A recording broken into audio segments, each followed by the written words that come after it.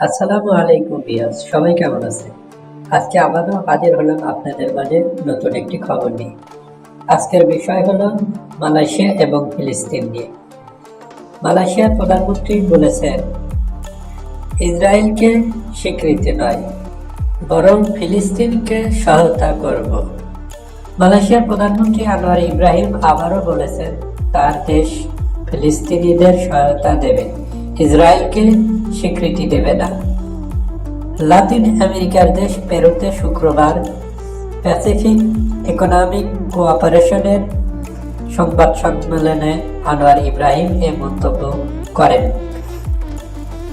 ইসরায়েলের সঙ্গে বরাবরই কূটনৈতিক দূরত্ব বজায় রেখে চলে মালয়েশিয়া। এ নীতিতে পরিবর্তন আনতে চায় কিনা তার সরকার।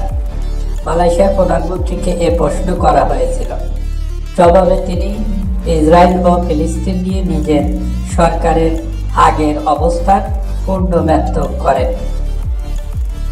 মালয়েশিয়ার প্রধানমন্ত্রী বলেন, ফিলিস্তিনিদের বিরুদ্ধে ইসরায়েলের বর্তমান সহিংসতার বিষয়ে এবারে সম্মেলনে একমাত্র দেশ হিসেবে মালয়েশিয়ার প্রশ্ন তোলেন।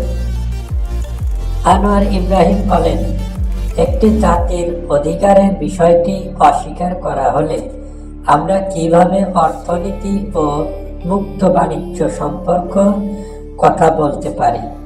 এটা ন্যায় বিচারের বিষয়। যেখানে প্রয়োজন সেখানেই ফিলিস্তিনিদের জন্য সমর্থন অব্যাহত রাখবে মালয়েশিয়া। ভিউয়ার্স, আসলে এই পর্যন্তই। খবরটি ভালো লাগলে অবশ্যই চ্যানেলটিকে সাবস্ক্রাইব করবেন এবং লাইক কমেন্ট শেয়ার করবেন এবং আপনাদের মতামত কমেন্ট বক্সে বলবেন। ভিউয়ার্স, আজ এই পর্যন্তই। সবাইকে ধন্যবাদ। আল্লাহ হাফেজ।